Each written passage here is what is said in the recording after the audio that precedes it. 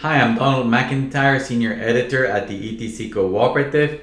This is the ETC Proof of Work course, Class 29. Proof of Work is a commodity, Proof of Stake is a security.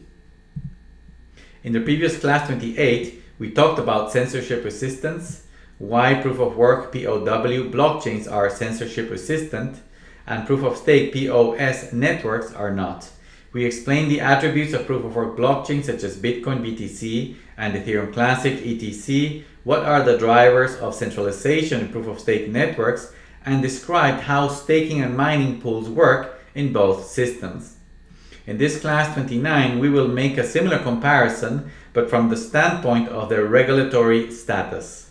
We will explain why the cryptocurrencies of truly decentralized Proof of Work blockchains are commodities, and the ones of proof-of-stake systems are securities.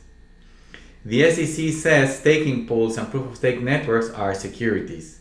Although still in the courts, the Securities and Exchange Commission in the United States has classified staking through exchanges as a security and fined and shut down the Kraken staking pool in the US. However, this classification may extend to the whole proof-of-stake networks, as happened with Cardano, Polygon, and Solana, because proof of stake is centralized as said in the previous class. What is a security? A security in America means that it must be an investment of money in a common enterprise with an expectation of profit that is derived from the effort of others. Any investment in a centralized entity that is operated by others would fall in this description.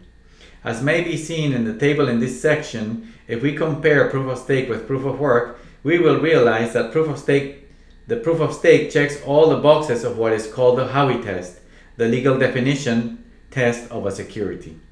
This is because they are centralized systems controlled by corporations or foundations and staking elites. Proof of work is not a security. In the case of proof of work, it is clear that blockchains such as BTC and ETC are not securities because they are not common enterprises, as they are trust minimized, censorship resistant, and permissionless. If proof of work networks are a collection of strangers from around the world that don't even know each other, then they do not provide profits derived from the efforts of others. Because proof of work is truly decentralized, then it avoids the categories of common enterprise and that returns are dependent on third parties. Indeed, the brilliant invention of Bitcoin was not hard money on the internet. It was to accomplish true decentralization using proof of work based Nakamoto consensus. In proof of work blockchains, each participant uses or joins and leaves the system in their complete isolation with no dependence on others. What makes proof of stake a security? Proof that proof of stake and other non-proof of work solutions are centralized and therefore securities is that immediately after the classification as securities by the SEC, the organizations that created Cardano and Solana started their informal and formal defenses of their systems in the United States.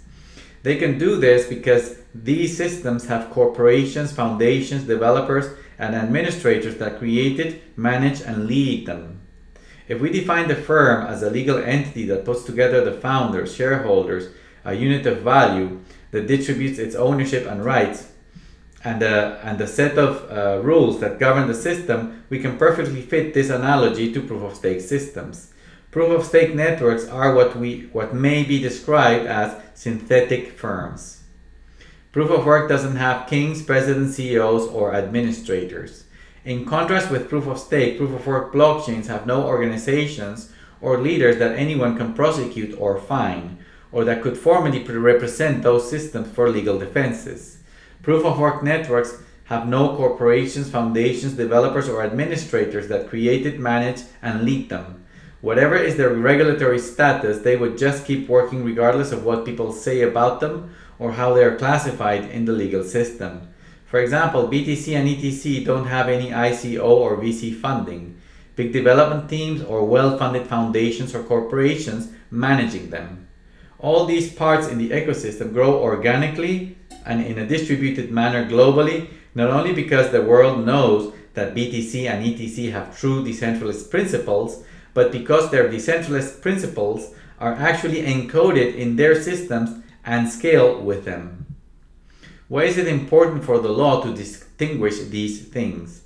That networks such as Ethereum and Ripple and all other proof of stake and proof of authority networks, including all dApp utility tokens that have DAOs with governance voting, must be declared securities is not because they will be taken out of the market, but because the truth of their centralization, legal liability, and fiduciary duty must be unveiled.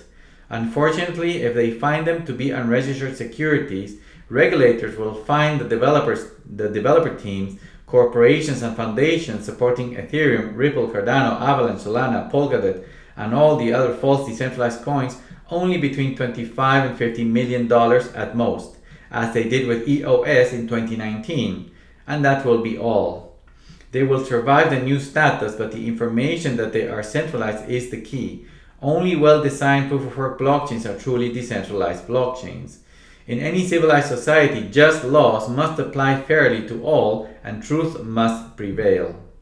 Thank you for watching this video, ETC Proof of Work course, Class 29, Proof of Work is a commodity, Proof of Stake is a security.